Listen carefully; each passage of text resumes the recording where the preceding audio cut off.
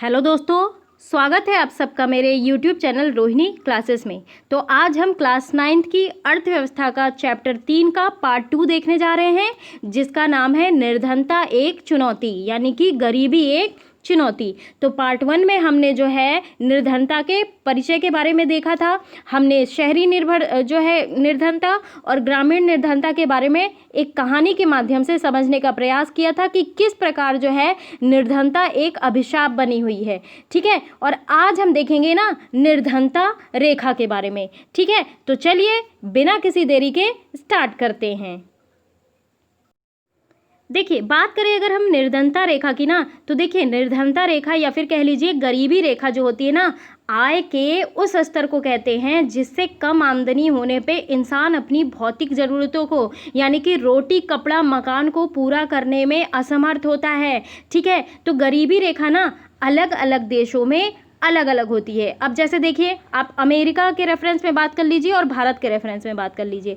देखिए, अमेरिका की निर्धनता रेखा ना भारत में मान्य निर्धनता रेखा से काफ़ी ऊपर है। क्यों? क्योंकि अमेरिका विकसित देश है, वहाँ पे गरीबी रेखा का अलग मानक होगा और हमारे यहाँ गरीबी रेखा का अलग मानक है। देखिए, यूरोपीय तरीके के रूप से ना परिभाषित वैकल्पिक व्यवस्था का इस्तेमाल किया जाता है, जिसमें गरीबों का आकलन जो है ना सापेक्षिक गरीबी के आधार पर किया जाता है। अब जैसे देख लीजिए, मान लीजिए आप कि देखिए क्या है कि आप मान लीजिए कि किसी व्यक्ति की आय जो है, राष्ट्रीय औसत आय आप मान लीजिए 60% कम है, तो उस व्यक्ति को ना गरीबी रेखा के नीचे बिताने वाला माना जाएगा। और औसत आय का आकलन ना विभिन्न तरीकों से होता है। अब उदाहरण के लिए मान लेते हैं माध्य निकालने का तरीका। अब देखिए, यानी कि 101 लोगों को 51वां व्यक्ति, यानी कि 1 अरब लोगों में 50 करोड़वें क्रम के व्यक्ति का ना आय का औसत जो है वो आय माना जाता है। ठीक है, ध्यान रखेंगे। अब देखिए, परिभाषा में बदलाव ना करते हुए मैं आपको ये बताना चाहूँगी कि गरीबों की अधिक सटीक तरीके से पहचान में मददगार साबित होगी। कैसे?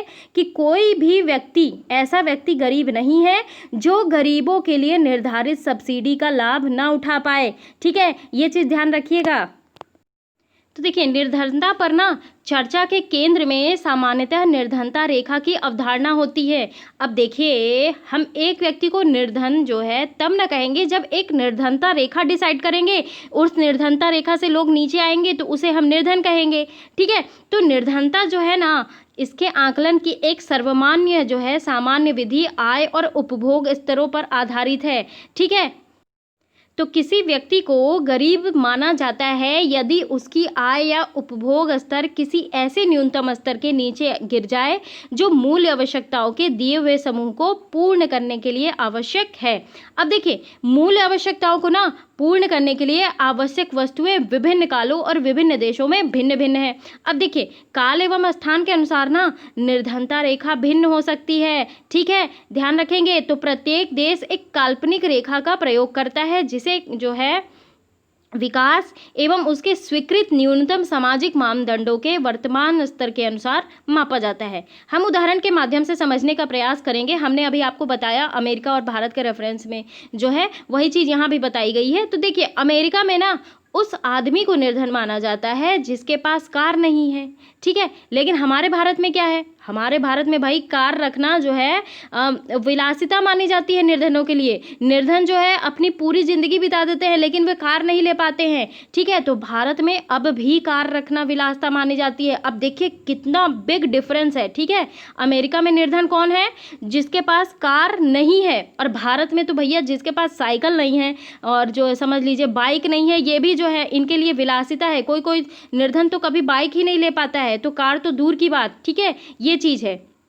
अब देखिए, भारत में ना निर्धनता रेखा का निर्धारण करते समय जीवन निर्वाह के लिए, यानी कि आजीविका के लिए खाद्य आवश्यकता, कपड़ों, जूतों, ईंधन, प्रकाश, शैक्षिक और चिकित्सा संबंधी आवश्यकताओं आदि पर विचार किया जाता है। ठीक है, यानी कि जो व्यक्ति इन सब चीज़ों से वंचित है वो निर्धन है। तो इन भौतिक मात्राओं को रुपयों में इनकी कीमतों से गुणा कर दिया जाता है। ठीक है, ध्यान रखेंगे। तो निर्धनता रेखा का आकलन ना करते समय खाद्य आवश्यकता के लिए वर्तमान सूत्र वांछित कैलोरी आवश्यकताओं पर आधारित है।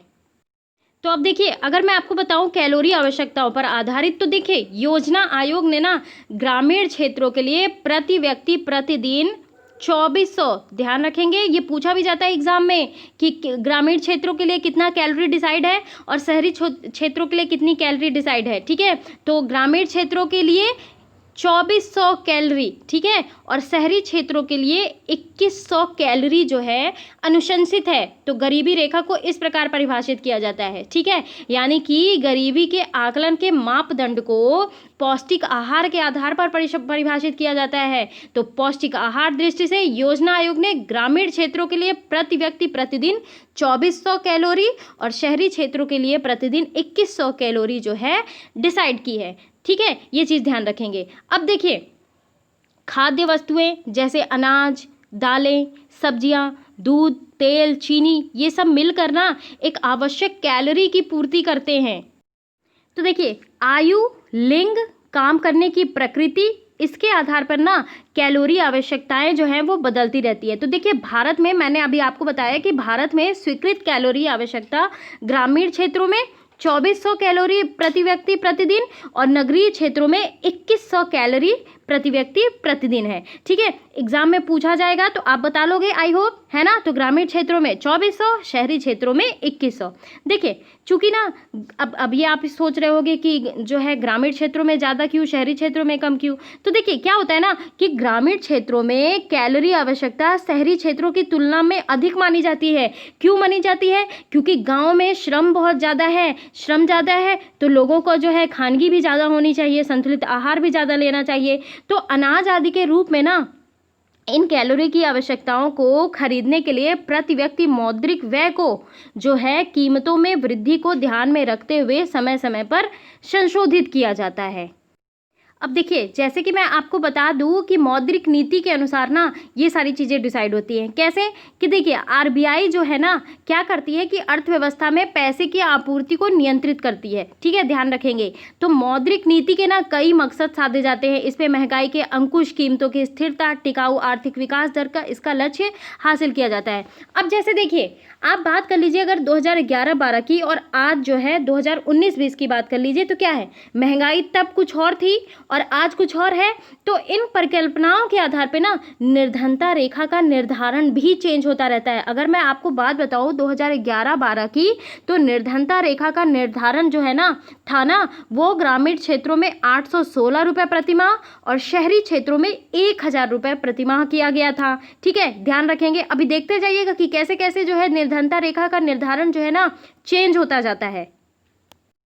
अब आप देखिए कि कम कैलोरी आवश्यकता, जैसे कि मैंने आपको बताया कि 2400 कैलोरी जो है प्रति व्यक्ति ग्रामीण के लिए, 2100 कैलोरी शहरी वर्ग। लेकिन कम कैलोरी, तो आप ये सोचिए कम कैलोरी वालों को कम जो है ये बताया मैंने जो राशि, तो कम राशि होना चाहिए, लेकिन राशि तो ज़्यादा है। तो देखिए क्या है ना कि कम कैलोरी की आवश्यकता के बावजूद ना शहरी क्षेत्रों के लिए उच्च राशि जो है वो निश्चित की गई है। क्यों? क्योंकि शहरी क्षेत्रों में अनेक आवश्यक वस्तुओं की कीमतें भी तो अधिक होती हैं।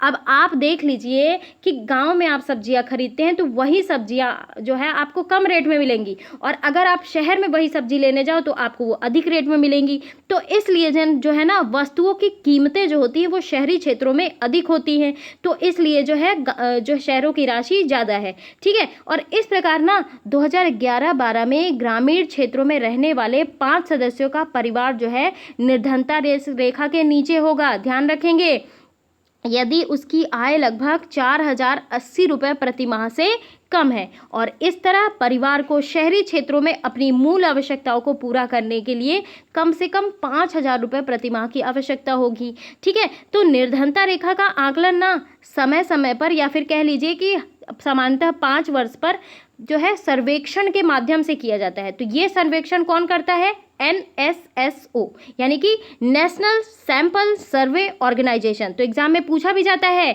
कि जो है निर्धनता रेखा का आकलन कौन संस्था करती है? तो करती है राष्ट्रीय प्रतिदर्श सर्वेक्षण संगठन, यानी कि नेशनल सैंपल सर्वे ऑर्गेनाइजेशन द्वारा कराए जाते हैं। और विकासशील देशों के बीच तुलना करने के लिए विश्व बैंक जैसे अनेक अंतर्राष्ट्रीय संगठन जो है ना निर्धनता रेखा के लिए एक समान मानक का प्रयोग करते हैं। अब जैसे देखिए $1.9, 2011 PPP यानी कि प्रति व्यक्ति प्रतिदिन के समतुल्य जो है न्यूनतम उपलब्धता के आधार पर, ध्यान रखेंगे।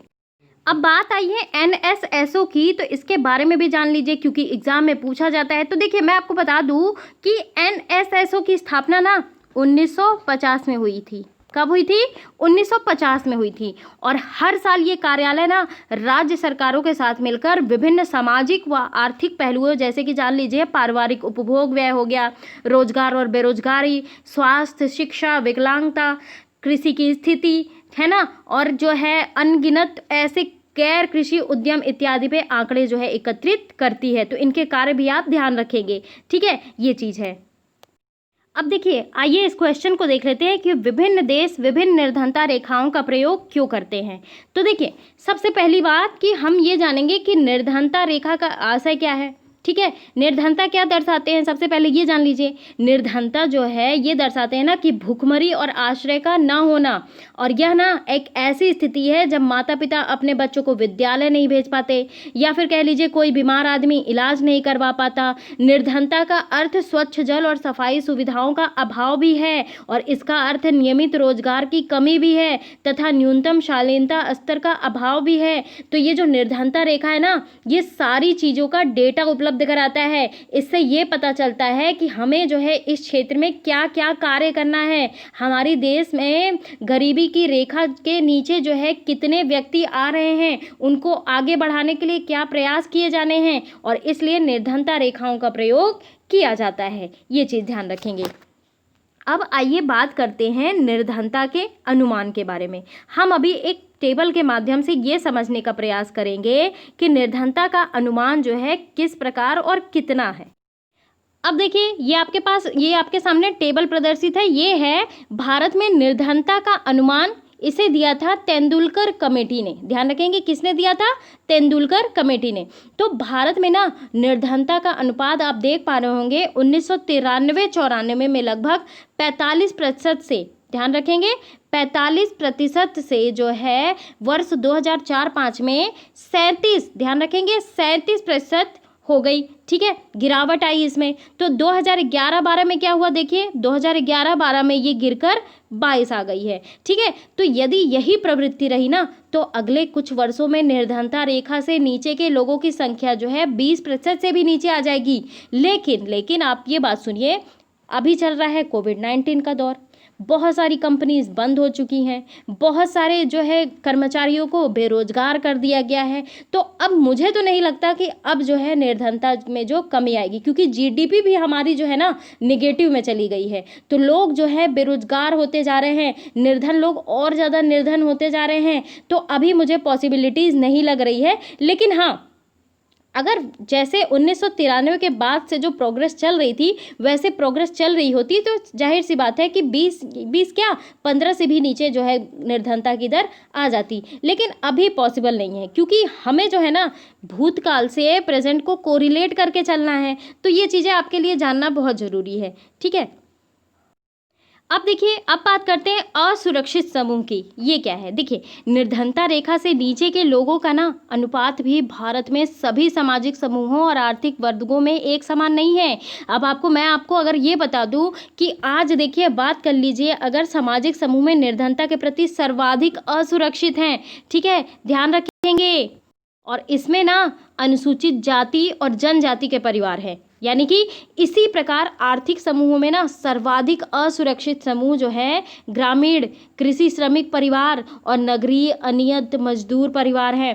आप देख पाते होंगे कि जो है विभिन्न गांवों में दलितों की स्थिति क्या है, ठीक है, जो यहाँ पे मजदूरी कर रहे हैं उनकी स्थिति क्या है, वो गरीबी रेखा से भी नीचे लोग आते हैं, ठीक है, जो 2 वक्त की रोटी नहीं नसीब कर पाते हैं अपनी मजदूरी से, ठीक है, कृषि श्रमिक परिवार, ठीक है। तो अभी जो है हम 3.1 में हमने देखा विभिन्न समूहों के निर्धन लोगों के प्रति दर्शाता है। तो ये है ना निर्धनता रेखा से नीचे जो है लोगों के औसत भारत में सभी समूहों के लिए 22 है, ठीक है। अभी हमने चार्ट में देखा है। तो अनुसूचित जनजातियों के 100 में से 43 लोग अपनी मूल आवश्यकताओं को पूरा करने में असमर्थ हैं।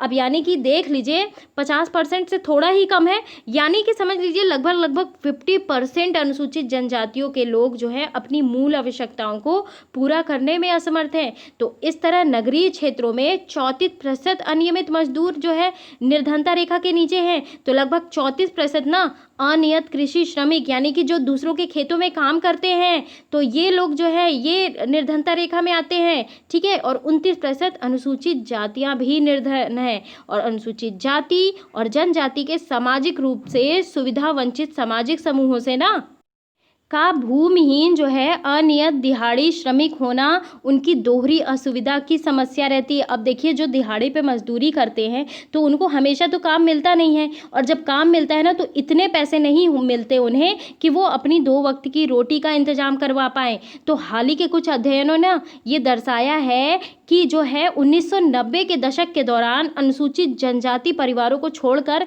अन्य सभी 3 समूहों यानी कि अनुसूचित जाति, ग्रामीण कृषि श्रमिक और शहरी अनियमित मजदूर में निर्धनता में कमी आई है। तो देखिए इन सामाजिक समूहों के अतिरिक्त ना परिवार में भी आय की असमानता है। अब देखिए निर्धन परिवारों में सभी लोग जो है कठिनाइयों का सामना करना पड़ता है।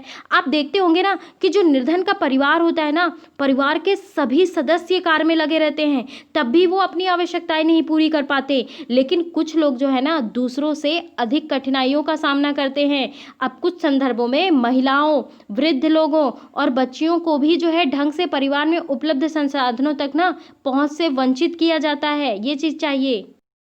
अब आप ये चार्ट देख पा रहे होंगे, देखिए यहाँ पे अनुसूचित जाति 43, ठीक है, ये जो है इस वर्ग में प्रति 100 पुरुषों में निर्धनता की संख्या। तो अनुसूचित जाति 43 जनजाति है ये, और अनुसूचित जाति 29। भारतीय निर्धनता अनुपात औसत जो है 22 है। ठीक है, अनियत कृषि श्रमिक जो है ग्रामीण में 34, 100 में से 34 ध्यान रखेंगे, और अनियत गैर कृषि श्रमिक जो है वो 34। तो देखिए कितनी ज़्यादा निर्धनता है। ठीक है, अब इस कहानी के माध्यम से ना हम और अच्छे से समझने का प्रयास करेंगे शिवरमन की कहानी के माध्यम से। देखिए शिवरमन तमिलनाडु में करूर कस्बे के निकट एक छोटे से गांव में रहता है। करूर हथकरघा और बिजली करघा के अपने कपड़ों के लिए प्रसिद्ध है। गांव में 100 परिवार रहते हैं। शिवरमन जो है आयुथांथियार यानी कि मोची जाति का है, और अब वह 160 रुपया प्रतिदिन के हिसाब से खेतीहर मजदूर के रूप में काम करता है। लेकिन उसे यह काम वर्ष में मात्र 5 या 6 महीने के लिए मिलता है, और बाकी के 5-6 महीने क्या करता है, अन्य समय में ना वह गांव के दूसरे छोटे मोटे काम करता है। उसकी पत्नी शशिकला भी उसके साथ काम करती है, लेकिन इन दिनों उसे कभी कभी ही काम मिल पाता है। यदि मिलता है भी तो उसी काम के लिए उस जो शिवरमन करता है उसे 100 रुपये प्रतिदिन मिलता है। ठीक है, तो परिवार में 8 सदस्य हैं। तो शिवरमन की 65 वर्ष की विधवा माँ बीमार है और प्रतिदिन के कामों में उसे सहायता की आवश्यकता पड़ती है। उसकी 25 वर्ष की एक अविवाहित बहन है। देखिए कितनी ज़्यादा दिक्कतें हैं। माँ जो है बूढ़ी है, बीमार रहती है, 25 वर्ष की बेटी है, अविवाहित है, और उसके अपने 4 बच्चे हैं जिनकी आयु 1 वर्ष से 16 वर्ष के बीच है। ठीक है, उनमें से 3 लड़कियां हैं और सबसे छोटा बेटा है। तो कोई भी लड़की विद्यालय नहीं जाती, ये भी चीज़ है। ठीक है, लड़कियों के लिए विद्यालय की पुस्तकें और अन्य वस्तुएं खरीदना विलासिता है। यानी कि सोचते तो बहुत है लोग, जो गरीब लोग होते हैं वे सोचते तो बहुत है कि हम अपने बच्चों को पढ़ा सकें, लेकिन क्या होता है ना कि उनके पास इतने पैसे नहीं होते। जब आप ये सोच लीजिए कि जब खाने के लिए पैसे नहीं है तो पढ़ाने की तो दूर की बात, ठीक है, पुस्तकों को खरीदने की तो दूर की बात, ठीक है, और उसके बस से बाहर है ये चीज़। फिर एक दिन उनकी शादी भी करनी है, और इसलिए वह अभी उनकी शिक्षा पर खर्च नहीं करना चाहता। उसकी माँ की अब जीने की कोई इच्छा नहीं है और वह मृत्यु की प्रतीक्षा कर रही है। उसकी बहन और सबसे बड़ी लड़की घर का काम करती हैं। शिवरमन अपने छोटे बेटे को बड़ा होने पर विद्यालय भेजना चाहता है। उसकी अविवाहित बहन की उसकी पत्नी के साथ नहीं बनती। शशिकला उसे एक बोझ समझती है, लेकिन शिवरमन धन की कमी के कारण उसके लिए कोई योग्य वर नहीं ढूंढ पा रहा है। अब देखिए पैसे की कमी से कहाँ कहाँ क्लेश हो रहा है। ठीक है, पैसे की कमी ना सारी चीज़ों की जड़ है, ठीक है। यदि इंसान के पास पैसा रहेगा तो वो अच्छे से अपनी बेटियों बहनों की विवाह कर पाएगा, अच्छी शिक्षा दे पाएगा, ठीक है, वे अपने पैर पे खड़े हो जाएंगे, तो सारी दिक्कतें जो है अपने आप खत्म हो जाएंगी, ठीक है। यद्यपि क्या है कि उसके परिवार को 2 जून की रोटी का प्रबंध करना कठिन हो रहा है, तो शिवरमन अपने बेटे के लिए कभी कभी ही दूध खरीद लेता है, ठीक है। ये देखिए कितनी ज़्यादा दिक्कतों का सामना करना पड़ता है, और शिवरमन की कहानी के माध्यम से हमने जाना कि जो है ये गरीबी जो है ना एक अभिशाप ही है, समझ लीजिए। और ये देखिए कि जो बच्चे गरीब घर में पैदा होते हैं तो अभिशाप ही तो हुआ एक तरह से, है ना, कि उनका जीवन भी उसी प्रकार बीतेगा जैसे उनके माँ बाप का बीता, क्योंकि वो माँ बाप जिनके पास पैसे नहीं हैं, 2 वक्त की रोटी के नसीब नहीं है, तो उसे भी वैसे ही जीवन बिताना पड़ेगा। क्यों? क्योंकि पैसे के अभाव है, ठीक है, ये चीज़ है। अब देखिए बात करते हैं अंतर्राज्यीय असमानताएं, यानी कि एक राज्य में और दूसरे राज्य में, यानी कि ऐसी भी गरीबी की असमानताएं पाई जाती हैं। अभी हम देखते हैं, देखिए भारत में ना निर्धनता का एक और पहलू या फिर कह लीजिए आयाम है। देखिए प्रत्येक राज्य में, अब आप देखिए जैसे आप साउथ के साइड चले जाइए या फिर आप कह लीजिए उत्तर भारत के कंपैरिजन में साउथ राज्य जो है ज़्यादा विकसित हैं। कैसे हैं ये भी मैं भी आपको बताऊंगी। देखिए क्या है ना कि प्रत्येक राज्य में निर्धन लोगों का अनुपात एक समान नहीं है। 1970 के दशक से जो है प्रारंभ से राज्य स्तरीय निर्धनता के सुदीर्घकालिक कमी हुई है। तो निर्धनता कम करने में ना सफलता की दर जो है विभिन्न राज्यों में अलग अलग है। अब देखिए मैं आपको बता दूं कि वर्ष 2011-12 में ना भारत में गरीबी का अनुपात 22% है, ठीक है। और अभी मैं आपको रिसेंट डेटा भी बताऊंगी, पहले हम इसे देख लेते हैं, ठीक है। तो कुछ राज्य जैसे कि देख लीजिए मध्य प्रदेश हो गया, असम, उत्तर प्रदेश, बिहार, उड़ीसा में निर्धन अनुपात ना राष्ट्रीय अनुपात से ज़्यादा है, यानी कि 22% से ज़्यादा है, ठीक है। और बिहार और उड़ीसा में क्रमशः 33.7, 32.6% निर्धनता औसत के साथ 2 सर्वाधिक निर्धन राज्य जो है ये बने हुए हैं। कौन कौन? बिहार और उड़ीसा। और उड़ीसा, मध्य प्रदेश, बिहार और उत्तर प्रदेश में ग्रामीण निर्धनता के साथ नगरीय निर्धनता भी अधिक है। अब इसके कंपैरेटिवली में केरल, महाराष्ट्र, आंध्र प्रदेश, तमिलनाडु, गुजरात, वेस्ट बंगाल में निर्धनता का उल्लेखनीय गिरावट आई है। और पंजाब और हरियाणा जैसे राज्य में उच्च कृषि वृद्धि दर से निर्धनता कम करने के पारंपरिक रूप में सफल रहे हैं। तो केरल ने ना मानव संसाधन विकास पर अधिक ध्यान दिया, यानी कि आप देखते होंगे कि वहाँ पे ना साक्षरता दर बहुत ज़बरदस्त है, सबसे ज़्यादा साक्षरता दर केरल की ही है, ठीक है। तो पश्चिम बंगाल में भूमि सुधार उपायों के जो है से निर्धनता कम करने में सहायता मिली है। तो आंध्र प्रदेश और तमिलनाडु में अनाज का सर्वाधिक वितरण इसमें सुधार का कारण हो सकता है। तो देखिए बात करूँ मैं अगर ना एट द प्रेजेंट टाइम के डेटा की, तो देखिए किसी भी अर्थव्यवस्था को परिभाषित करता है कौन? जीडीपी। तो इसमें जो है राज्य में होने वाले उद्योगों द्वारा उत्पादन, व्यापार, सेवा, निर्यात, आयात ये सब आते हैं। तो वही देश गरीब जो है देश में जो है उसी देश में गरीबी रहेगी जहाँ पे जीडीपी कम रहेगी। तो देखिए बात करेंगे अगर भारत के राज्यों के रेफरेंस में ना, तो भारत में छत्तीसगढ़ की जीडीपी जो है 37% गरीब स्तर है वहाँ पे, ठीक है। और जीडीपी वहाँ पे है 3.25 लाख करोड़, ठीक है। इसके पश्चात आता है नंबर झारखंड का। तो झारखंड में जो है करीबन समझ लीजिए 36.96% गरीबी है, ठीक है। इसके पश्चात आती है बारी बिहार की। तो बिहार में 33.74% जो है गरीबी है, ये चीज़ ध्यान रखेंगे, ठीक है। और केरल जो है केरल, महाराष्ट्र, आंध्र प्रदेश, तमिलनाडु, गुजरात, वेस्ट बंगाल में जो है इसमें निर्धनता में उल्लेखनीय गिरावट आई है। ये बात बिल्कुल अभी भी वही चीज़ बनी हुई है, ठीक है। और पंजाब और हरियाणा में जानते हैं सबसे ज़्यादा कृषि होती है, उच्च दर है कृषि वृद्धि की, तो निर्धनता कम करने के पारंपरिक रूप जो है वहाँ पे सफल रहे हैं। तो चलिए यही मैं समाप्त करती हूँ अपना वीडियो, और अगले पार्ट में हम देखेंगे वैश्विक निर्धनता परिदृश्य के बारे में, ठीक है। तो देखिए निर्धनता का क्या है ना, निर्धनता का बेसिक कॉन्सेप्ट ये है कि हमारे देश में जैसे निर्धनता बहुत ज़्यादा है, बेरोजगारी बहुत ज़्यादा है, तो इसको तो आपको समझना ही होगा, क्योंकि ये ना हिट टॉपिक्स हैं और एग्जाम में इनसे क्वेश्चन बनते ही बनते हैं। और हमें अगर एग्जाम में मान लीजिए क्वेश्चन नहीं भी बनते हैं ना, तो हमें इन चीज़ों का मतलब आना चाहिए कि निर्धनता रेखा को मापा कैसे जाता है, कौन से देश सबसे निर्धन है, ठीक है, कौन सा देश जो है साक्षरता दर कहाँ की ज़्यादा है, निर्धनता रेखा क्या होती है, वैश्विक निर्धनता के पर्सपेक्ट में हमारे भारत की पोजीशन क्या है, तो ये सारी चीज़ें ना आनी चाहिए एक स्टूडेंट को। ठीक है, तो चलिए मैं यहीं अपनी वाणी को विराम देती हूँ। और कैसा लगा मेरा ये वीडियो ज़रूर आप मुझे कमेंट बॉक्स में बताएं। चैनल को सब्सक्राइब ना किया हो तो ज़रूर कर लें और बेल आइकन प्रेस करना बिल्कुल भी ना भूलें। Thank you very much.